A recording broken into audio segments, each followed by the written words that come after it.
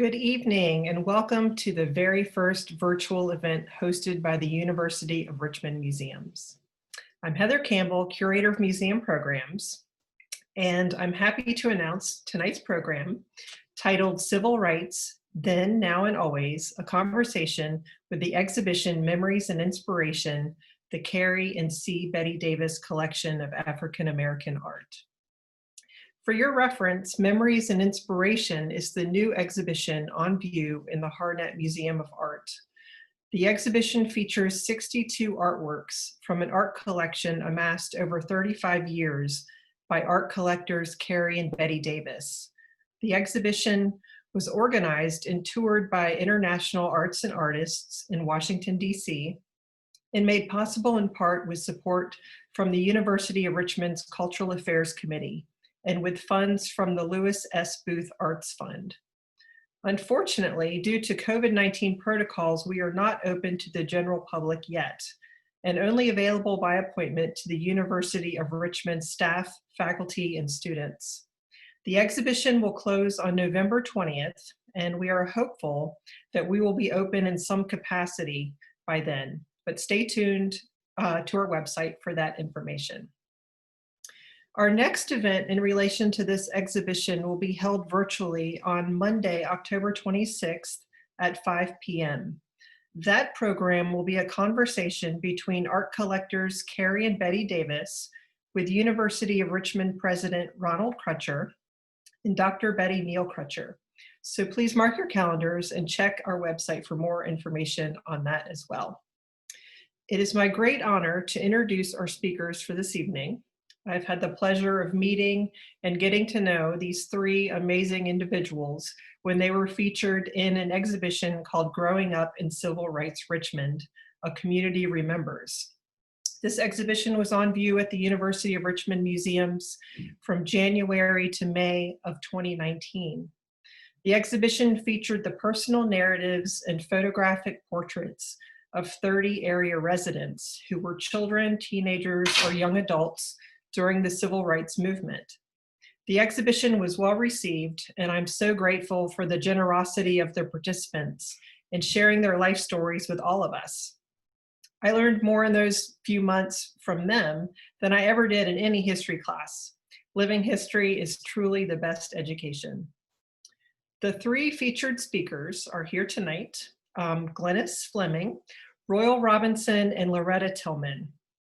John Dorman was scheduled to be here, but had a family emergency to take care of, and so we're thinking of him, and we'll miss his insights in tonight's discussion. So first, I want to introduce Glennis Fleming. Glennis is a native Richmonder, the proud mother of an adult son, Jeffrey Fleming, sister to Renee Fleming Mills, and sister-in-law to Albert Mills. She is also a godmother type to over 30 children whom she has nurtured over the last 30 plus years. Ms. Fleming received her bachelor's degree from UVA and retired from Altria, formerly Philip Morris USA, after 25 years of service.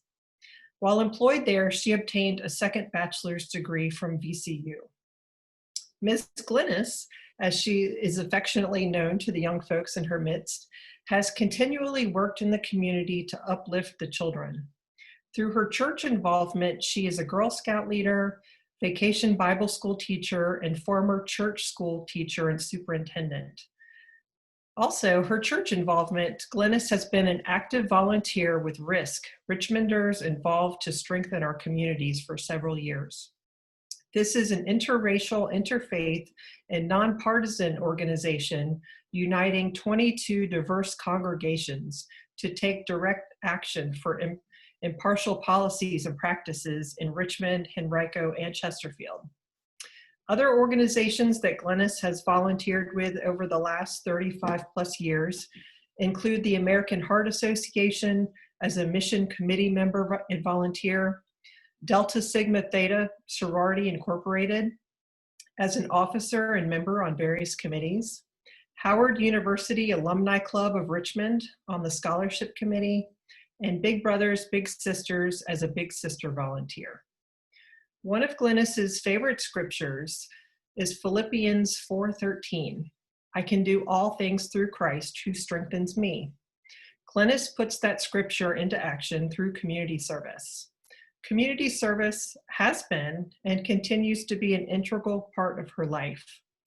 She is truly a role model for compassion and service to many people in the metro community and beyond.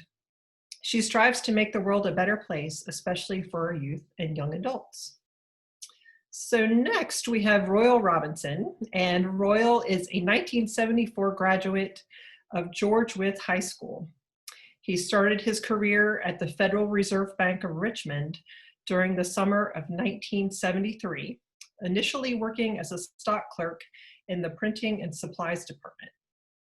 His other jobs at the Federal Reserve include cafeteria helper, messenger, settlement clerk, and working his way up from a computer operator trainee through a handful of jobs to IT contingency site coordinator. After a 37-year career, Royal retired in 2011. While at the bank, Royal volunteered for 20 years to help with blood drives and donations, served on the Employee Advocate Committee, Junior Achievement, participated in charity marches and walks, and supported the United Way. His faith-based volunteering includes visiting the sick, grief support, boys camping retreat, and hospitality and ushering. Royal is married and has one deceased child, 3 adult married children, and 7 grandchildren, including a new one. He enjoys his time with his family, traveling, playing tennis, and pickleball. And lastly, Loretta Tillman was born in New York City. Her parents were both born in 1905, and they came north in the 1930s during the Great Migration. The family returned to Virginia in the 1960s to help out with elderly grandparents. Loretta's mother was a teacher, and Loretta attended segregated schools until 1970. After that, she was bused to new integrated schools. Loretta attended UVA for a few years, and after it went co-ed, after which she became an urban nomad and lived all over the country for a year, landing in DC. She was inducted into the Air Force a year later and was stationed at RAF Lakenkeith for 3 years. She was part of base support for Operation El Dorado Canyon. After leaving the military, Loretta was homeless for a time and eventually moved into Wickham Court housing. While living there, she served in AmeriCorps and America Reads, as well as founding and leading a community organization. From there, Loretta also finished college and became a teacher, working in Petersburg and Henrico until retirement.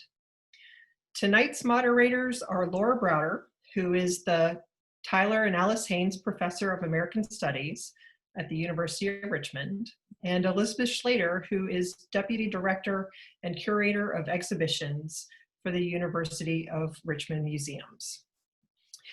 Please use the Q&A function at the bottom of your screen to submit questions for the panelists, and we will address these questions towards the end of our discussion.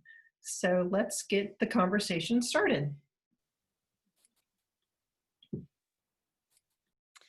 All right, so this is Elizabeth speaking. I'm going to give a quick little bit of context for the exhibition and our event this evening. As Heather said, this event is in conjunction with the exhibition Memories and Inspiration, the Kerry and C. Davis collection of African American art. Mr. Davis is a native of Atlanta, Georgia, a former sergeant of the United States Air Force, a retired carrier with the U.S. Post Service, and an ordained deacon. He began collecting art in the mid-1980s in partnership with his wife, Betty, a former television news producer.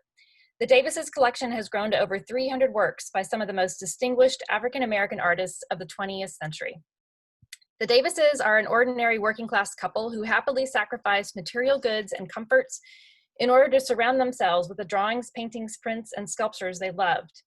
Guided by a passion for collecting and their extensive knowledge of art, as well as a desire to preserve cultural memories and to inspire their community, the Davises have built one of the richest private collections of African American art in the world. The Memories and Inspirations traveling exhibition is their way of sharing some of their collection's highlights with art lovers outside of Atlanta. The collection includes artworks created as early as the 1930s, as recently as 2015, and includes works by artists such as Radcliffe Bailey, Romare Bearden, Beverly Buchanan, Elizabeth Catlett, Sam Gilliam, Jacob Lawrence, Gordon Parks, Alma Thomas, and Charles White. On this slide, you see a portrait of the collector, Mr. Davis. Again, he's a retired postal worker, and it's by the artist Larry Walker. Mr. Walker is a distinguished artist based in Georgia whose works are in the collections of the High Museum of Art, the Studio Museum in Harlem, the Philadelphia Museum of Art, and the Los Angeles County Museum of Art. He taught in the Detroit school system for 6 years, the University of the Pacific in Stockton, California for 19 years, and at Georgia State University for 17 years, during which time he served as the School of Art and Design's director for 11 years. Unique to the University of Richmond's presentation of this exhibition is the focus on how social justice themes are present in the artworks that continue today as well. We supplemented some of the labels in the exhibition with quotes from the artists. For example, Elizabeth Catlett's sculpture, Mother and Child, appears in the exhibition with the following 2 quotes. In 1985, the artist said, "I'm Elizabeth Catlett, and what's important to me is first that I'm Black, and secondly that I'm a woman, and third that I'm a sculptor." That's from a panel discussion the artist was involved in at Penn State University in 1985. And another quote we included in the exhibition is the following: "No other field is closed to those who are not white and male, as is the visual arts. After I decided to be an artist, the first thing I had to believe was that I, a Black woman, could penetrate the art scene, and that further, I could do so without sacrificing one iota of my Blackness or my femaleness or my humanity." That's from the book Women Artists of Color, a biocritical source book to 20th century artists in the Americas by Phoebe Ferris. Also special to our university's showing of memories and inspiration is the inclusion of responses from several faculty, staff, alumni, and students who answered the question, "What does this image mean to you?" For this beautiful painting by Cedric Huckabee, U of R professor Laurinette Lee wrote the following poem: "Quilts hold life journals filled with history and dreams of future promise, like baby showers filled with laughter and tears, angst and anger and teenaged fears, messy dorm rooms and homesickness, cold and flu season and home remedies, cool nights and cold mornings, breakups and makeups, long nights of grieving over a loved one gone, remnants of history wrapped around memories, snuggled in safety and listener of hopes, vehicle of generations of prayers going up and blessings falling down, frayed nerves curled around frayed edges, batting escaping from scraps of fabric. She is clothed with strength and dignity like the women in Proverbs 31:25. And when she is tired and weary and seeking comfort and shelter, she clothes herself with her quilt that holds her story, like Big Mama held her when she was small. A welcome solace when sleep comes near, surrounded by love that holds her story." That poem was by, again, Laurinette Lee. She's a visiting lecturer at the School of Arts and Sciences and assistant adjunct professor, School of Professional and Continuing Studies here at U of R. So I'm providing this brief context of the exhibition Memories and Inspirations as a way to think about the wide spectrum and creativity of what we consider activism today. Social justice is a term used ever more frequently of late, and we wanted, with this exhibition, to show how themes of civil rights and social justice have consistently been present in art of the 20th century and in art made today. The work of social justice is a lifelong dedication, and our panelists are models of that lifelong dedication. So I'm going to hand this over to Laura Browder, who will get our conversation started. I wanted to say that it is such an honor and a privilege to be here with the 3 of you tonight, but it's also a thrill because for the past several months, I've been wondering what you all had to say about this moment. All 3 of you have had lives that were profoundly shaped by the civil rights movement when you were very young, and you grew up to be lifelong activists. So I would love to hear your thoughts about this moment when we have a newly invigorated civil rights movement led by youth, as well as a global pandemic. And in addition, I can't help wondering what advice you would give to the youth activists today as they engage in reshaping their world. So whoever wants to pick up either question first, please do so. I will comment on about the youth activists of the today. Um, First of all, what I would say to them is I would say that I would thank them. I would then encourage them to keep doing what they're doing because these times are quite different than it was when we were kids. And they are making a difference. And they have in them a lot of the cusp that we didn't have in it, and the opportunities and the wherewithal to know how to use um, the technical tools that they have at their in their hands, and but also I would like to add that each of us, we have been blessed with talents and abilities, and each and every one of us, everyone who's on this discussion this evening, um, just take the time and think about what it is that you can do to be part of this positive movement that is happening. And because this is about making your home, your community, more of a loving and humanity place. And everyone has something that they can add in. So I just take my hat off to the Black Lives Matter young activists, and I just say, go for it and continue to do what you're doing. Loretta, I see you nodding your head. What are you thinking? I second what he says. I have two smaller things, I guess. I had hoped for this day since the 1970s. What always bothered me about back then was the door would open, and it had opened many times before, and it has opened since then, and our society refused to walk through it for a number of reasons. But over time, the thing that gives me hope, I hear a lot of people in despair because, you know, they haven't had to deal with these things. Many of them are very young, and, you know, and others just never got the opportunity. It was either covered up or whatever, some kind of way they weren't, you know, they just weren't aware or thought they were aware. But now, unlike then, there seems to be a large, wide societal support for this to happen, which might mean actual change will occur, which did not happen as much in the past. And that it won't be another 50 years, because these things tend to go in these 50-year waves, for the door to open up again. Maybe the door doesn't have to open up again. It probably will, but it may not have to open as wide. And people will not push back, like, we don't want the door to open kind of thing. And then the other thing, you know, I think about my parents is that I love the fact that they are not being I mean, there are people obviously in society who are discouraging of what is going on.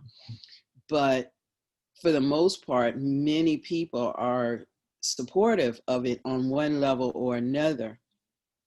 And they don't have to sneak around the way my parents had to sneak around. You know, my parents, you all know the story, you know, my parents getting in that car on Friday night to protect her job with RPS, Richmond Public Schools, you know, worrying about the Klan, chasing people down the street and things of that nature.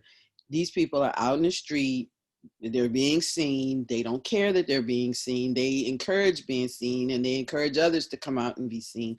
And I think that that's another great, wonderful thing that has come out of this, so that we don't, you know, it has opened up, I think, helped open up more people's eyes because they see their friends or their family or somebody, whereas before it was sort of like, well, I don't know anybody, so I'm not going, or I, you know, even if you may have supported it in your own private self. So That's interesting. So it's a completely different climate now. Right. Societally, it is. You know, before we were much more like, don't make waves. And that's the thing I hear from a lot of people who are in opposition is that, you know, they don't want waves. And I'm like, well, if we don't want the tsunami to overtake us, you're gonna have to take the little waves now before the big tsunami comes and washes everything away. Wow. Glenn, what are you thinking? It's an amazing image. Yeah, that's just what I see is that I take the thing as a historian that I think of it more as a reckoning than as just this and that there's for so long, our grandparents, our great grandparents, and on back have fought these fights in their own ways, in different ways. And it was always just enough of society to say no, or even worse, you know, we're going to hurt you or kill you if you do this. Now the door is open again. And for once, even though it took another death or several deaths to get it open again, just a lot more of society's walking through. I mean, I never thought I would live to see the day that those statues are gone. Mind-boggling. That was mind-boggling. And you know, I remember my aunt coming all the way when Holton was inducted as governor. My aunt came all the way from New Jersey, and she and my mother were just enraptured, you know, because that was another time of door openings. And I wish they could have lived to see this, because they were children when some of those statues were put up. That's an incredible thought. Right. Glynis, what are you thinking about now? Well, one thing, and I think for me, as I mentioned at the beginning of this event, this experience, I talked about, for me, family, education, and church, they've always been the key influences in my life. And they still are today. That's what makes me who I am as a human.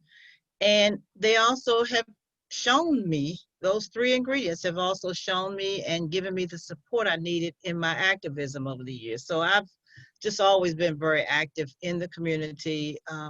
I enjoy it. I feel like I'm always there to do something to help someone else. But as far as with the Black Lives Matter, I'm just going to let you know, back when I was born in 1954, right before, approximately, I think it was 18 days before the landmark Brown versus Board of Education Supreme Court decision, I've been a part of Black Lives Matter all my life. So I feel like, you know, this is just something that I have been a part of, still struggling today, to matter to all people. Education is very important, and I just want to matter to all people. Also, I'm thinking about, and I think you mentioned in my bio introduction, that my current involvement in RISC, which is a group based out of 22 churches in this community, work with Blacks and whites working together. It reminds me of some things that I did when I was a youth. I was a part of a group, and it was actually formed from churches also, and it was made with youth at the different churches. And so one of the things, the group had an interesting name. We were called, and I don't know how we said it because we didn't say it the way I'm going to say it now, but it reads as No Gaps Allowed, but we put a little flavor to it when we said it. But the mission of that was to actually unite Blacks and whites in churches in the Richmond area. And through our involvement in church, we were trying to help people to understand the same thing, that Black lives do matter, that we are important to be a part of the church worship service. And we also should be treated fair. So I think it's just one of those things that it has continued throughout my life. And I'm hopeful that we'll see some differences in the future, hopefully the very near future, with some things being changed because of some of the young people. I'm always very glad to see young people be involved, because I think they are our future. They are the ones that can make the difference. I know that's when I started when I was young. So I think that's what we need to make sure we encourage our young folks to do more of that. And then as far as this pandemic, um, you know, I'm a survivor of several major health challenges, and I feel a lot of that disparity that goes on towards Blacks with this crisis. And I don't have a lot that I can say right now. I'm really just trying to stay safe and stay, what is it? Just staying safe is the main thing.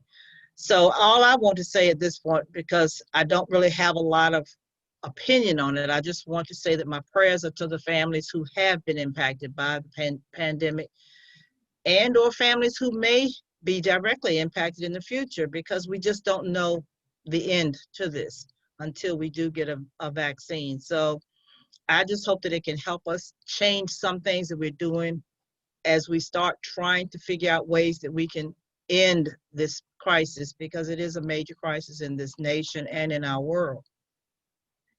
You And- asked something about youth? Yeah, what would you say to the youth of today? Today, okay. I've got a couple of things that I'd like to share. One thing is I would actually ask them to search within themselves and see, maybe identify a connection that they might have to some topic.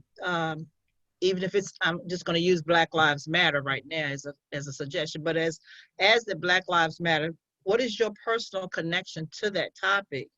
And find out within yourself what you can do differently, or what you can do to make it different for others, for yourself and for others.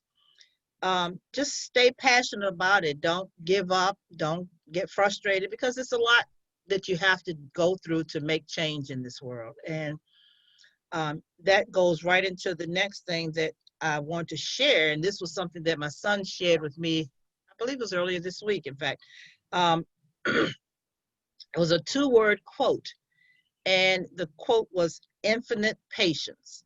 And I think, you know, I give that advice, especially to our millenniums and Gen Zs and any youth that are out here. Just add those words to your vocabulary, because they grew up more under the social media, microwave influence. You know, they just, everything was quick turnaround for everything that they've been exposed to. And they don't understand always the patience that's needed for some things to happen, even for change to happen. Sometimes it does take a little longer. So I just would encourage them to have that infinite patience. But last of all, and as it said in my bio, I'm very into my spirituality. And so one of the things that I would recommend for youth of today is to, even if you don't believe in a higher being, consider reading from the Bible for a deeper understanding of the verse that I do believe in very strongly. It's Micah 6:8. And it's the second part of the verse. It says to act justly and to love mercy and to walk humbly with your God. And then ask yourself, are you fair in your dealings with others? So I think that would just be something that if our youth think about these things, it would help them moving forward in life. That's it. Royal Loretta, what are your thoughts as you hear Glennis? And I'm sure you're remembering back to some episodes in your own lives. And I know that both of you, all three of you, have been through a lot in your struggles for justice. And I wonder, as you hear Glennis talk, what you're thinking, what it makes you think about in your own lives and in your own thoughts about the youth struggle of today, where, you know, and I know you had many, many challenges, and today youth in Black Lives Matter are grappling with a pandemic that's both exposed and exacerbated a lot of the inequalities in our society. What would you tell those youths today who are in the middle of this global crisis? And as Loretta said, they're experiencing a justice movement where they're not alone, right? They're walking through that door with a lot of other people. What would you think? What would you say? Well, as far as the youth, I think we have to be careful um, that we're just, this requires a united front. Um, I think we really and truly, it takes each and every one of us. I don't have to wear a Black Lives Matter shirt. I mean, all thing I had to do is walk around and people can see what matters to me.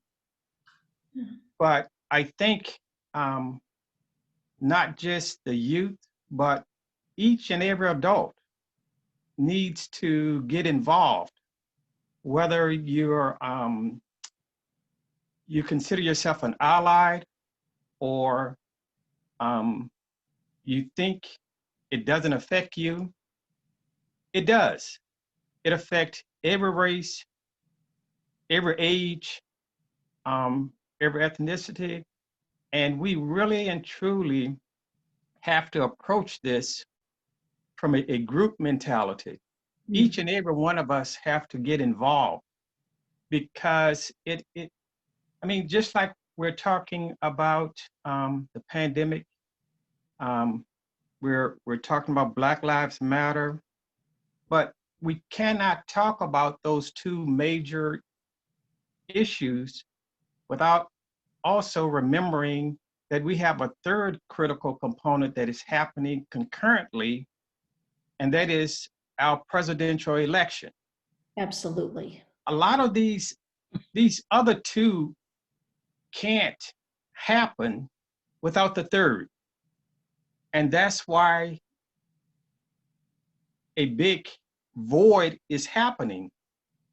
But like we were saying earlier, a big positive that we have at our advantage today is the awareness piece. I feel very passionately that after the pandemic happened, everyone was at home from work, from vacation, from school, and we were able to witness the death of George Floyd, which spilled over and made people aware, a lot of people aware for the first time, up front and close, what it looks like and what we're talking about that's been happening for hundreds of years. And so more people are ready to listen, ready to talk, ready to have conversations. And I welcome anyone who wants to have a conversation, who feel like they don't have an opportunity to talk to a person of color, to talk about and hear a different perspective on what we are dealing with. Because yes, I've been afraid, I've been scared, I've been mad, I've been hurt, but I am extremely hopeful for things like this. When we keep coming together, we keep wanting to have discussions, things are going to change. But I just think that I think we need to keep looking at it more inclusive for every age, every generation, every human. I think we just need to keep calling, it's about humanity, it's about humans. And the key to all of this is that we just have to be more loving to one another. And if we keep moving towards love, there's nothing out there that we can't conquer. Can I pipe in with a question? Yeah. I wonder, speaking about what you're talking about, Royal, if you have some examples where you've had conversations, if any of you have had conversations this summer that maybe you never expected to have. I know me personally and Heather have spent some time this summer with Loretta, who has been showing us around historical African-American burial grounds and cemeteries in Richmond, which I really never thought was something. I mean, I didn't even know anything about it. I told Loretta, I'm constantly backfilling my history of what's happened in the United States, much less Virginia and Richmond. So that would be an example for me, but I just kind of wondered amongst you three if you've had some examples of different types of conversations that have come about this summer or spring or fall. I'm having a conversation on a weekly basis with different people. And I would say the vast majority are people of Caucasian. And because people wants to know. I worked in a predominantly white company, and I've had a lot of coworkers and very close friends and they were just amazed. They're almost hearing about these issues for the first time. And that's what they say. They say, I didn't know. They say, I didn't know.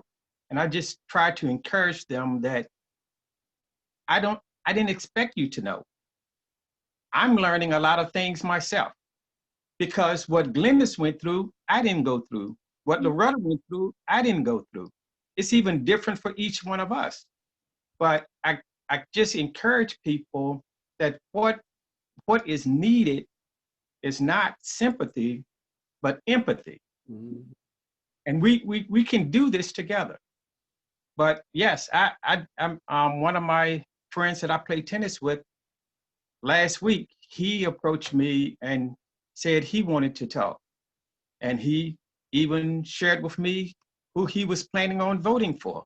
And it wasn't the same person I was planning on voting for. If you don't, but that's the thing. Even I had to go back and search myself daily.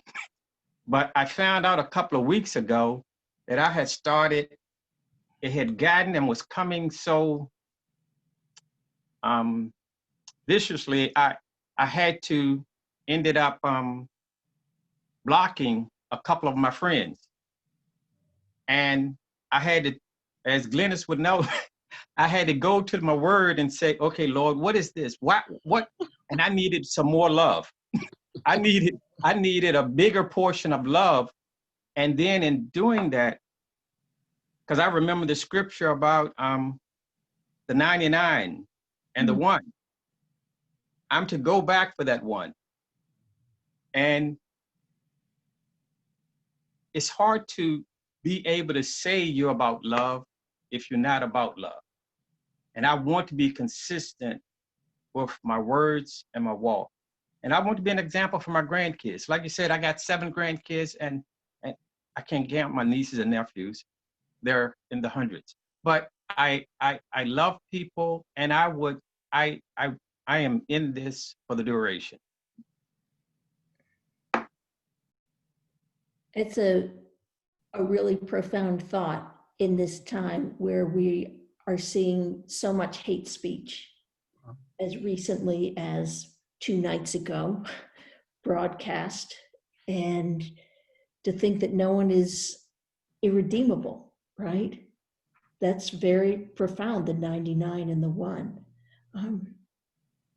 Loretta, what are you thinking? Well, I agree with both of them and everything they said.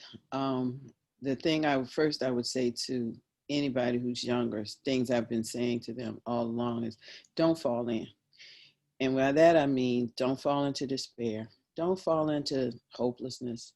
Don't fall into, okay, I'm too busy or whatever. Nobody's saying you have to do and at 50 what you were doing at 25, but do something. Because if you don't keep moving forward like a shark, you'll just stop, and then that's the end of it. And then you'll be wondering, and that's what happened to so many of us in our group, in the generation, and then prior ones, and life happens. don't give in. Don't, I see a lot of them are impatient with, especially on our end of things.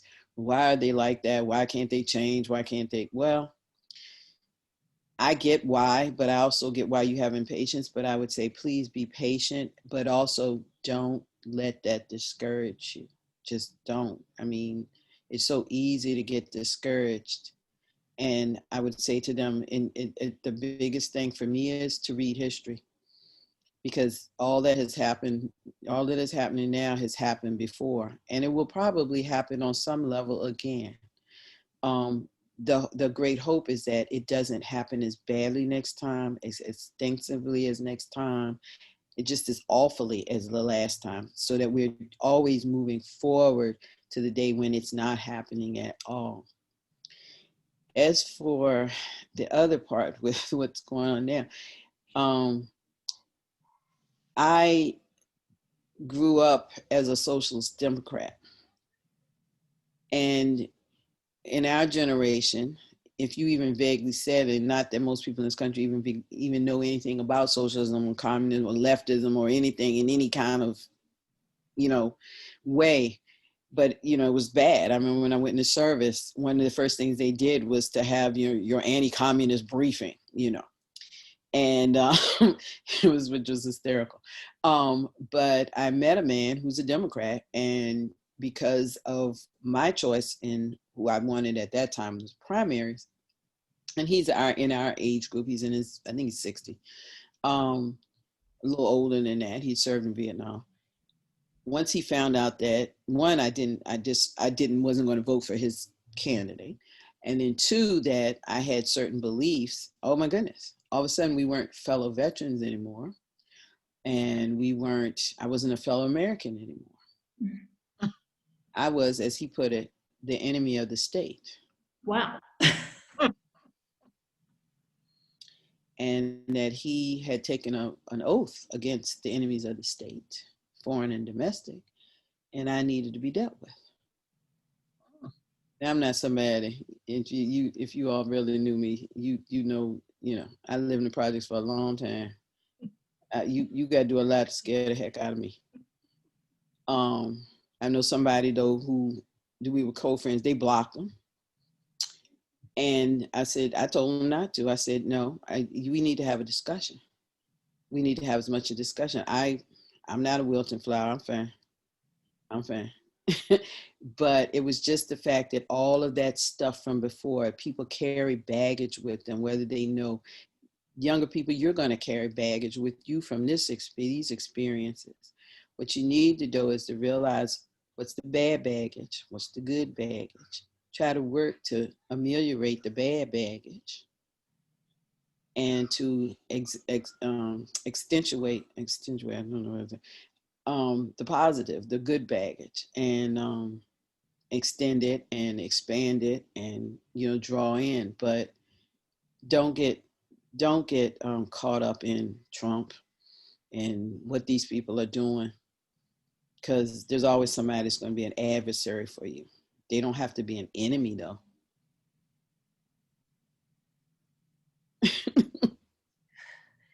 It's challenging for a lot of people to do right now. It is very challenging. They're scared. They're scared because for some of the people they're looking, and somebody even said that on Facebook, they were, a lot of people our age were talking about the 60s. Oh God, it's like 60s. I'm like, this is like the 60s and not like the 60s in so many ways. You're just dealing with the odd, basically the little bit of rioting or whatever you want to call that. No, this is not the 60s. Whole blocks, sections of cities are not burnt to the ground, and all of the, all that. Just please stop. But at the same time, there are a lot of scared people, scared from the pandemic. They're scared from, this. They're scared from change. Don't ever be scared from change. Just try to work for positive change, because there is bad change and there's good change. Work for positive change, which is, as Mr. Royal said, love your neighbor as yourself, basically. As the Jewish people often say, and all else is commentary. Mm-hmm. That's right. That's right. So I feel like I'm hearing that in stereo from all three of you, right? Patience, love, hope, Mhm, and the will to keep on going when things are really difficult. mhm, mhm. And it's hard, but you got to do it. You got to do it. Don't make your work for nothing by stopping. You may have to do something different in how you're doing that, or the way you're doing it, or much you're doing it, or whatever. But keep doing something. I'll interrupt in a second to open it up to Q&A, but Glynis, I wondered if you had any recent conversations along these lines, you know, over the summer, spring, or fall that you feel like came about through what's been going on in our world right now that's new. Well, I'm actually been very involved actually through the risk program, and we are constantly having conversations. I think you mentioned what risk is. Again, it's just Richmonders involved to strengthen communities, and it is a faith-based organization formed with 22 congregations. But our two topics this year have been very high-level conversations that have been something that we just had to do a lot more um, delving into, because we're not getting some of this. We got some support the other day. Actually, we did get the city council and the mayor's acceptance of our request for affordable housing.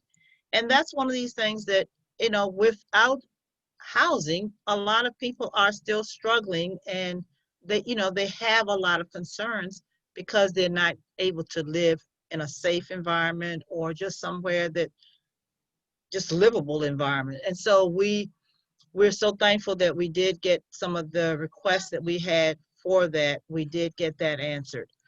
But on the other note, on Wednesday night, we had, or Wednesday during the day, I'm sorry, yesterday, we had a meeting and we were talking with the mayor specifically about, we have a suggestion of what can happen with the gun violence that's so rampant in the city of Richmond. And that we still have not reached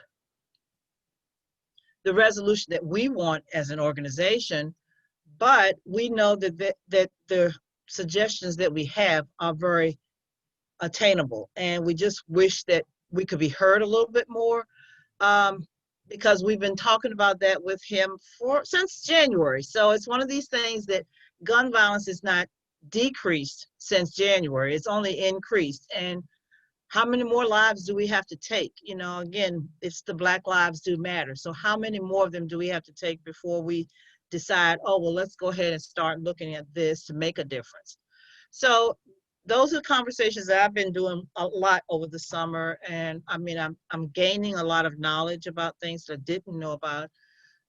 Actually, I had a Girl Scout meeting yesterday, and I actually had one of my youngest Girl Scouts speak up about her concern about the election. And it was just so shocking, because for a 5-year-old to speak up about the current president, it was just remarkable to me, because she has been listening, you know, to some of what's going on. She probably doesn't really understand it like we do, but she understands it in her own way. And so I was just pleased because a couple of the other girls did speak up also. So there's conversation, and it's just a matter of, especially with our young folk, because I'm very passionate about working with youth, I think we just need to help them to understand they can be involved. Again, we need to make sure and encourage them to be involved. Like you said, Loretta, just being more engaged, offering your services to help others, and being in the process, help make some changes out here, because if we're not there to help, it's just going to still be sort of dismissed. So. Yo, Heather, do you want to pop in with a question? Sure. So I just want to remind the audience that you can use your Q&A button down at the bottom of your screen and submit some questions for our panelists. And Royal, it seems that you have a question directed towards you. So here's the question, or it's more of a statement really, but we welcome your response, Royal. So the submitter says, I continue to hear when we are in these conversations by Black people that all we need is love. And I'm not saying not to love, but it does not seem to be working. Yet racism has it so many Black people do not love themselves. So Royal, do you want to comment, respond Sure. to that? I totally agree with the question and the questionnaire. That is a true fact. And just like I said, love starts with yourself. You can't love someone else if you don't love yourself and have an understanding of what love is. And because when you do trying to do the right things, people who friends and family may not agree with you. So loving is not the easiest thing to do. So you have to understand that you have to do it because it's the right thing to do and have that peace within yourself that you know you've done the right thing and just keep doing the right thing and keep doing the right thing.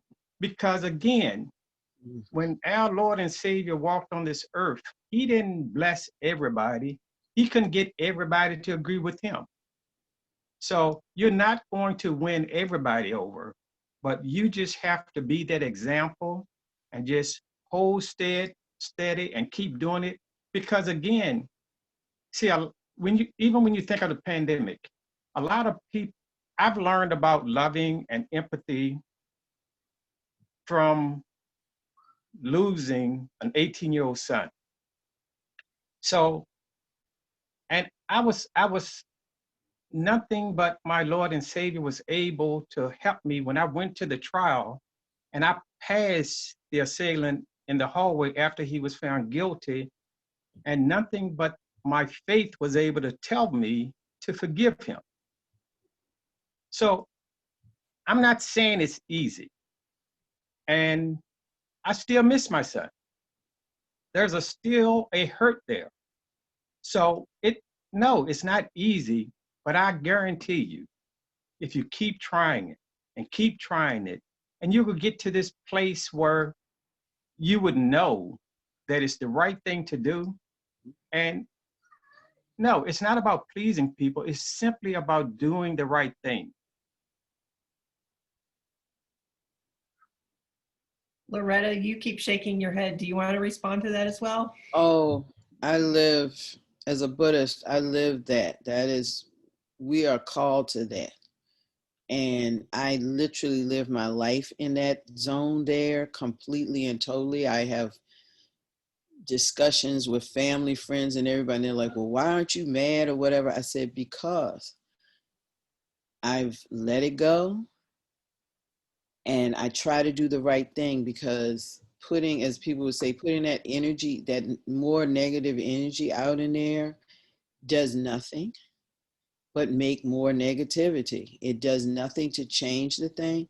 It's not about that. And I always tell people, it's not about me changing someone's mind. It is about me maybe educating someone on something they did not know, and then leaving it with them to struggle, fight, deal with whatever however you want to frame that, but to really get into that or not. If they do, that is to their edification and just building themselves up. And if not, I'm sorry for you, but there's nothing I can do about that. But it is all. But I have to do the right thing, because that is what we as Buddhists are called to do, and I am personally called to do. Because how can I tell someone else to make things better if I'm just contributing more crap than to the pile? So, I understand what the person is saying. I hear that all the time from people, all the time. Why do we as Black people have to constantly be the ones to forgive or this and that? And I'm like, so that you can be a better person and hopefully make the world a better place. And the other thing too about why me, why not me? Because sometimes I know how to love. So how can I expect someone else to love who don't know how to love? But if maybe me being an example of love, they can learn about love. And I've had students tell me that. They've told me that their parents were this or that, or their friends or some, they basically had no support, and that I was the only thing there. And the only reason I was the only thing there was because I was the one that was presenting something positive in their life when everything else was just in the toilet. And I can't ask them to be better people. You know, younger people, you can't train them up if you're doing the wrong thing, and they know it, and they know it. I always used to wonder why they would come to me. I was like, why didn't you tell your mother or your dad or what? And they were just like, well, and I was sorry for them, and I tried to be supportive of them, but it was like, no, that just means that I have to be the best me to be a good example to them. So hopefully they will be the best them. And then they can pass it on. Glynis, I've seen you nodding too, and I know you work so much with young people. I'm a part of the amen corner for some things. And so I'm just in agreement with what they're saying. And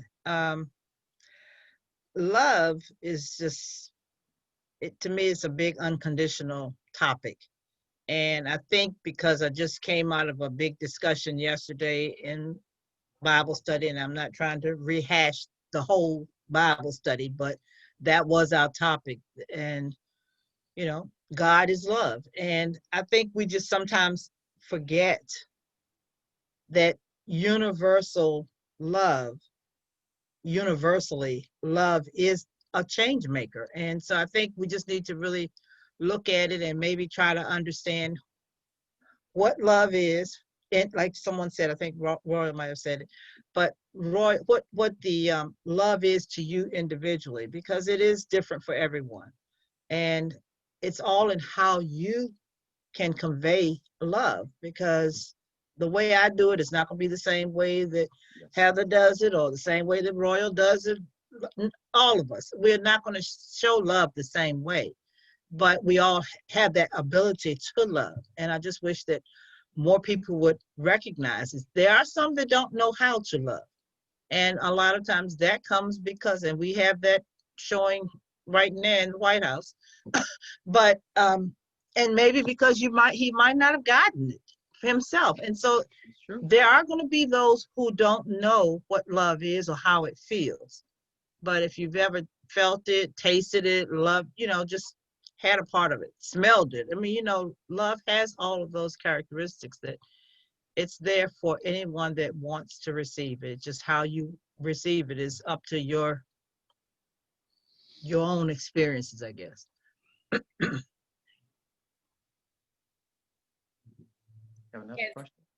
I don't think we have any more questions, but I was just going to pop in. It's funny. So I live near the monuments, and I was walking today near the Lee Monument, and it would be hard to characterize seeing love on all the graffiti, even though it is there, because there's a lot of monuments to people who have lost their lives to brutality. But the words on the monument are pretty harsh. But then at the same time, in the circle, some people have put up these basketball hoops, and I saw a white gentleman helping an African-American gentleman who needs assistance, like wheelchair assistance. And the white gentleman was lifting up the black gentleman and helping him shoot hoops in the Lee Monument. And I thought, well, I've never seen that, and that's beautiful amidst all the F-bombs and the other words that are surrounding them. And then there are all these cops riding on their bikes as well. It's a beautiful day. They're riding their bicycles. There wasn't any heckling. I don't know. It's just kind of an interesting juxtaposition of where love is at that moment. Right. So I do have another question, and Loretta, I'm going to send this one to you for your response first. So what would you change in schools if you were teaching history today? Well, um, Lord, where to even begin? Oh goodness. I think the thing that, well, I've been at this for a while with this question. I think the first and foremost is that we need to, in this state and really in this country, put history back into the curriculum in the same way we have English and math and science, which it is not, and a lot of people don't realize that. And then the second thing would be to really teach world history and teach it properly from the very young age, rather than just do indoctrination of US history. And then finally, to replace I don't want to say replace, that's not quite a way, to properly integrate political, economic, and what's the other one? Intellectual history in with, and supplant it to social and cultural. Because until people really understand what we have been through as human beings, and then what we have been through as Americans, we can never get that love. We can never get to anything because we all are living in a whole different reality, as our esteemed leader said the other day when he wants to now, of course, manipulate history and who gets taught what and what is taught. So that again, we are the shining city on the hill. And let's not look down that hill and see that it's built on a hill of crap. Let's just say it. I'm going to be nice about that. But a hill of boo-boo. And let's dig into the boo-boo, because if you look at stuff honestly, it really isn't always as terrible as all of that. It really isn't. Yes, there's some horrible things like the Holocaust and the slave trade and all of that. And yes, it's bad. It's bad. But that's what I really want to do, is to remake history teaching in this country from K through 12.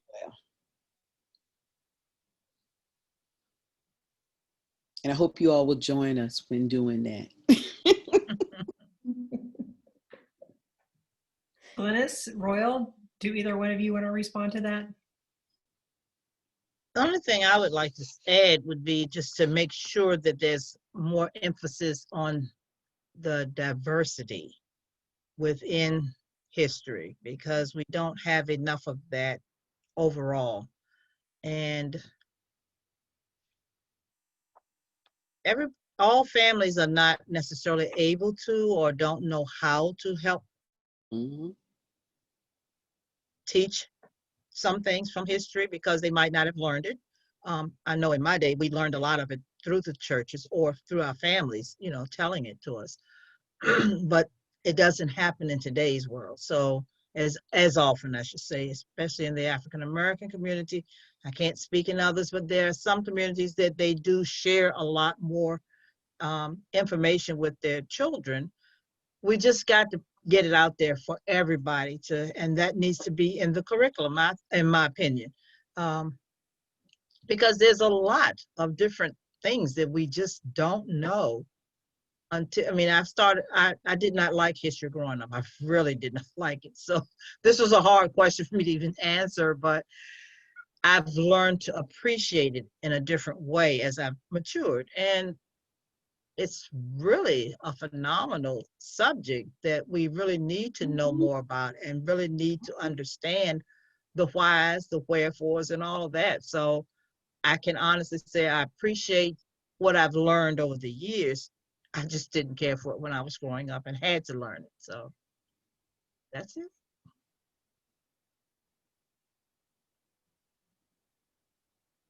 Now, I wonder how much of the history of the time of your youth the activists who are in the streets now know about, because we get such a kind of whitewashed vision of the civil rights era where Rosa Parks out of nowhere decides to, From Mars. get in the back of the bus and That's all they hear. then everything's great.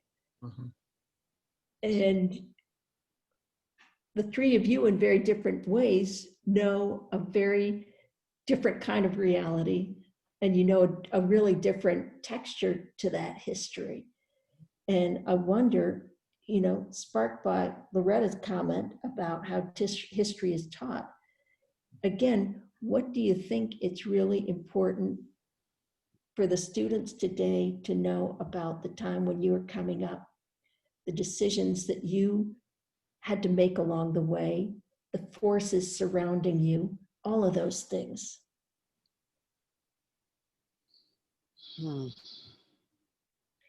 Just to circle back maybe to where we started out, Right. because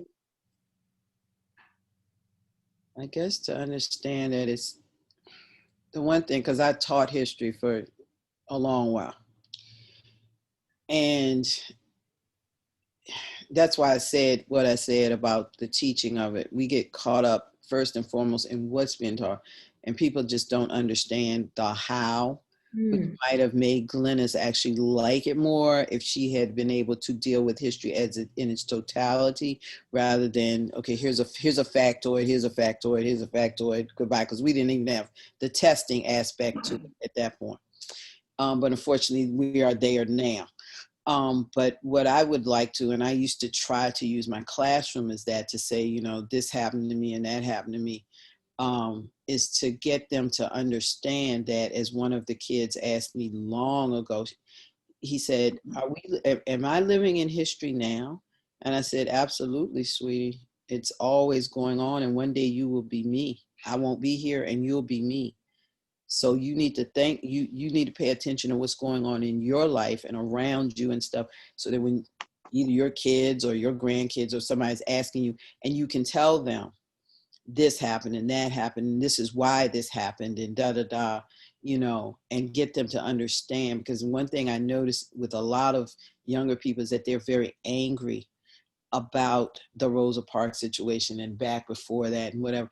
And a lot of them don't really understand that history is a nuanced thing where, yes, you've got the propensity or the commonalities, but then you have a lot of stuff on the side that's rolling right along with it that doesn't go along with our current day narratives of what's going on about. I remember Bill Riley, for instance, as one example, Bill Riley saying that when it was exposed a few years back that slaves had helped to build the White House. And he tried to say, oh no, first it was, oh no, then it was like, well, they were well treated and whatever. And then somebody, I think it was Michelle Obama, pulled out Abigail Adams' diaries, which showed that, well, no. It's not quite what, because he wanted to have this vision in his head, and this was challenging the vision that they even were there, and da da da da da. And it's like, that's why we need that totality of not just we need sociocultural, the diverse piece that would be part of that, as well as the intellectual, economic, and political that we love to talk about, with regard to George Washington or Thomas Jefferson or whatever, and not about Sally Hemings or Oney Judge, and a lot of people don't even know who these people are, or they may know who Sally is, but not Oney, and what George Washington was involved with her. And it's like, but that's part of his story too. That's part of his story too. And you need to grapple with that. The man who led the revolution, as well as the man who chased a slave for 20 some years to get her back. You need to deal with those. You need to grapple with that, because they are us and we are them. that part of the story is often not told at all. No. So that's just my thing. And that's why I say, please join us in trying to act like history and social studies are the equal of science and English and math and really all the rest of the curriculum too, so that your child is well educated, not just able to pass a test and move on. and then say, like Glenda said, and I hear it out of many people, I didn't really get an appreciation for it until many years later, when we could have done that along. And I truly believe that as people know each other and know each other's stories, they tend to become more empathetic. And once they become more empathetic, the whole society gets better. And that's best done on the front end, not the back. For sure. Laura, one more point on the education and all. I would also like to just add that I just pray that we as a people would also just, whatever your faith base is, I think we need to trust our faith more than our feelings, our thoughts, our education, our experiences, or our fears, because we are human and spirit. And if we lean towards just doing what we know and what we're safe as doing, it's not going to work for us. You can get all the education you want, but if you're doing it strictly based on those facts, where are you going to get your empathy to implement that, to care about other people, and just not make your education or your culture more important than someone else? So if we that's where that love come in, is that to make everything inclusive and everybody is being important. Because if we just keep doing it based on our understanding and our plan and our will, it's not gonna work.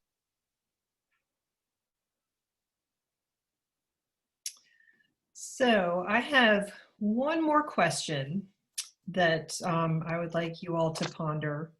And it is complicated, but I think we can end on this one because it is complicated.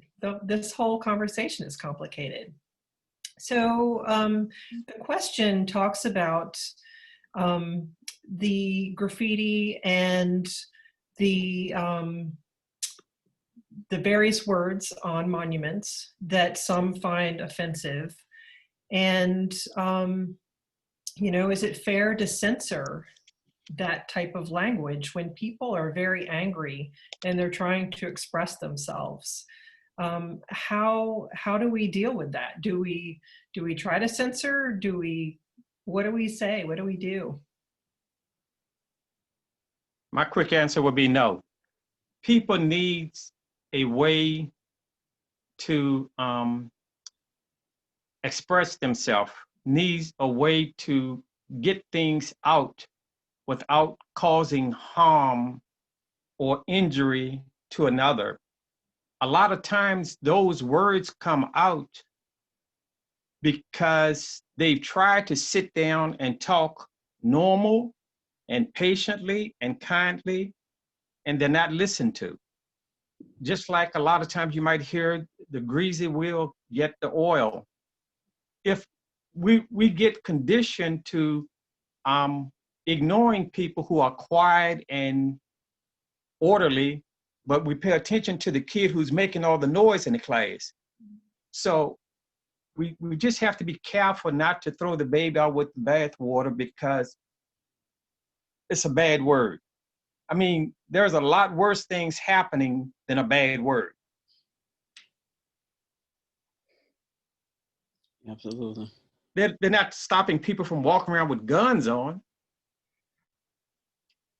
I mean, and again, being offended is a choice.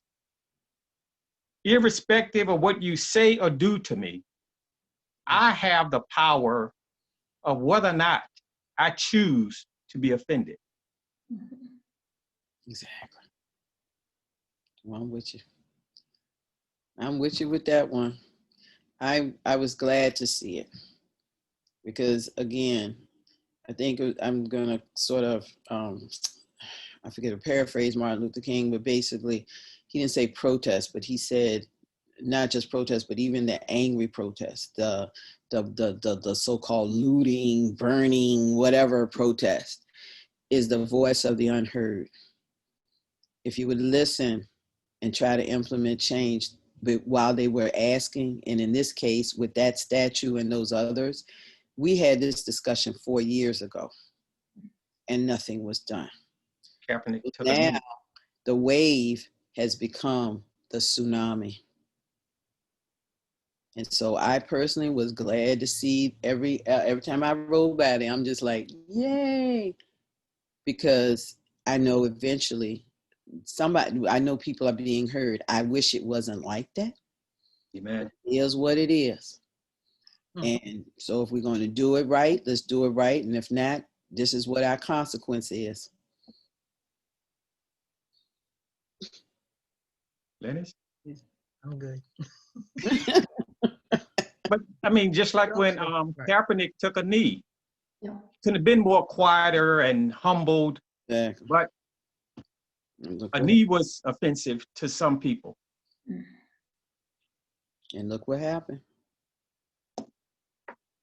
So I think we need to conclude. And in conclusion, I just want to say that words matter, actions matter, and we need a lot of love and a lot of action. And I just want to thank everyone for being here. I want to thank our audience for being here. Thank you for the thoughtful questions. And especially thank you to Loretta, Glennis, and Royal. You guys are great, and you're very, very wise, and we appreciate everything that you said tonight. So thank you. Thank you for having us. Thank you. Yes. Very much. Thank you. And thank you for everybody for attending. We really appreciate it, the support.